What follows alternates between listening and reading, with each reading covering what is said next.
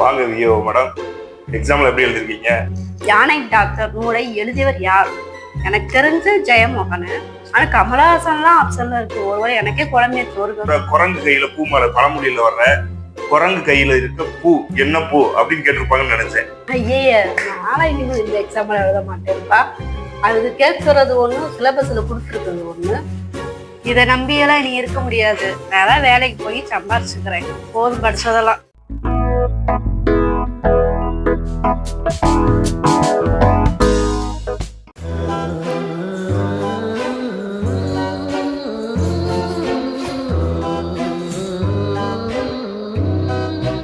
வாங்க வியோ மேடம், எக்ஸாம்ல எப்படி எழுதிருக்கீங்க? பேப்பர் கரைச்சு குடிச்சிட்டு வந்திருப்பீங்களே. நாம் யாருக்கு என்ன தீங்கு செய்தோம்? நமக்கு மட்டும் ஏன் இப்படி எல்லாம் நடக்கிறது? என்ன பிளாச்சு? ஏன் ஒரு டல்லா இருக்க? எக்ஸாம் கஷ்டமா இருந்துச்சா என்ன? அப்படி என்ன கேள்வி கேட்டாங்க? சிந்து சமவெளி மக்கள் பயன்படுத்திய சீப்பின் மெட்டீரியல் என்னன்னா கேட்டாங்க. இவ்வளவு கவலையா உட்காந்துருக்க? வர்றேன் பூரா மொத்தமா என்னையவே குறி வச்சு வந்தா நான் என்னடா பண்றது? குற்றம் பார்க்கின் சுற்றம் இல்லை. இந்த பழமொழியில குற்றம் செய்தோட பேர் கேட்டிருக்காங்க. ஆப்ஷன்ல முழு சட்டம் மாறன் அவர் பேர் இருந்துச்சா? ரொம்ப டயர்டாகி படுத்து ஐசியூக்கே போயிடுறாங்க. தனி தெளிச்சு எழுப்புற கண்டிஷன்ல எல்லாம் இல்லை. நீங்க வேற சும்மா இருக்க. தமிழ் பாடத்துல யானை டாக்டர் நூலை எழுதியவர் யார்? எனக்கு தெரிஞ்ச ஜெயமோகன்.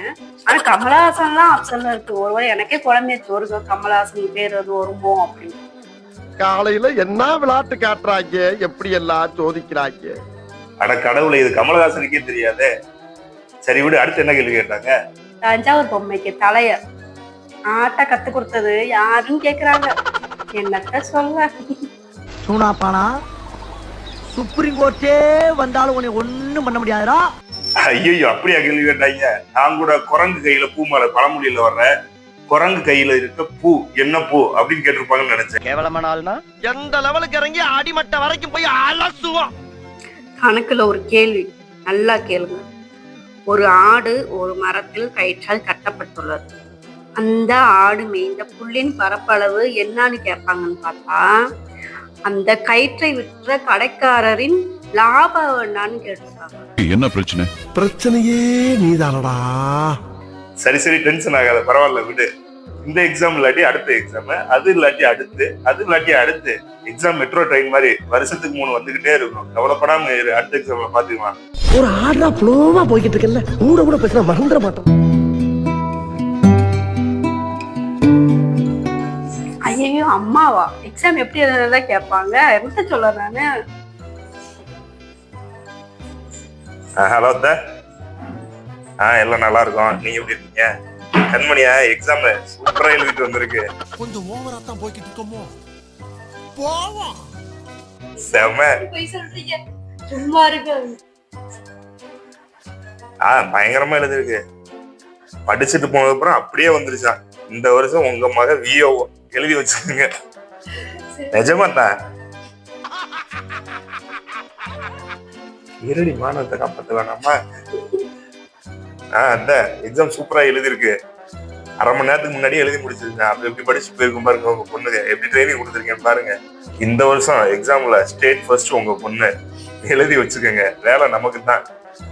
ஆமா, வெறித்தலாம் ஜெயிக்கிறங்கிற வெறித்தலாம். 3 வருஷம் படிக்கிறேன்னு வேஸ்ட் ஆக்கிட்டேன். அதுக்கு பேசாம ஒழுங்கு ஒரு ஆபீஸ்க்கு வேலைக்கு போயிருந்தா கூட மாசம் ஒரு 7,000 8,000 சம்பளமா அது கொடுத்துருப்பாங்க. எங்க குடும்பத்தை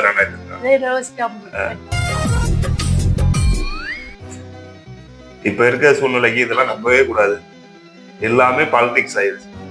எங்க போனாலும் காசுதான். நீ நினைச்சுக்கிட்டு இருக்க படிச்சாத்தே வேலைன்னு அங்க எத்தனை பேர் லட்சக்கணக்கில் கொடுத்துட்டு காத்துட்டு இருக்காங்க யாருக்கு தெரியும்? என்னடா மரத்துல கம்பளி பூச்சி ஏற மாதிரி ஏற முடியல சார். கேப்ல இந்த எக்ஸாம் இல்லாட்டி அடுத்த எக்ஸாம்ல கவலைப்படாம எழுதிக்கல. ஐயே, நாளை இனிமேல் இந்த எக்ஸாம்ல எழுத மாட்டேன்ப்பா. அதுக்கு கேட்கறது ஒண்ணு, சிலபஸ்ல கொடுத்துருக்குறது ஒண்ணு. இனிமேல நான் எழுத மாட்டேன். கை கெட்டினத வாய்க்கு எட்ட விடாம தட்டி பறிச்ச துரோகி துரோகி துரோகி துரோகி துரோகி. அதுக்கு முன்னாடி இந்த வீடியோ பாரு, இங்க பாரு, எதுக்குமே கவலைப்படாது பாருங்க பாரு. 3500 வேலை 13 லட்சம் பேர் தேர்வு எழுதியிருக்கான் என் பிள்ளைகள். ஏதாவது அந்த குறிப்பிட்ட பாடத்திற்கு கேள்வியா? விடியல் பயணம் எப்போது தொடங்கியது? இதை எவனாவது கேட்பான்னு வருவானா?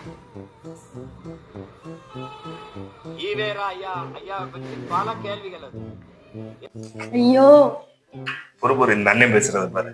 எல்லாமே குரல் கொடுத்துட்டோம். ஆனா டிஎன்பிஎஸ்சி இப்ப வரைக்கும் நம்ம பேசிட்டு இருக்க இந்த நொடி வரைக்கும் இந்த டேட் வரைக்கும் ஒரு பதில் கூட கொடுக்கல.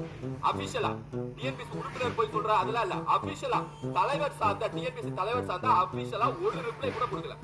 இதான் பதில் அப்படின்னு சொல்லிட்டு ஒண்ணு கூட சொல்ல. நம்மளும் எஸ்எஸ்எஸ்னா என்ன, டஃபா எப்படி கேட்டீங்க, ஏன் கேட்டீங்க அப்படின்னு சொல்லிட்டு ஏகப்பட்ட கேள்வி கேட்டோம். ஆனா டிஎன்பிஎஸ்சி இவ்வளவு பேர் கேள்வி கேட்காங்க. டிஎன்பிஎஸ்சி நல்லாவே தெரியும். ஆனா அபிஷியலா ஒரு பதில் கூட, ஒரு ஸ்டேட்மெண்ட் கூட கொடுக்கவே இல்லை. ஐயோ எனக்கு பைத்தியமே பிடிச்சிடும் போல. முதல்ல லேப்டாப் மூடணும்.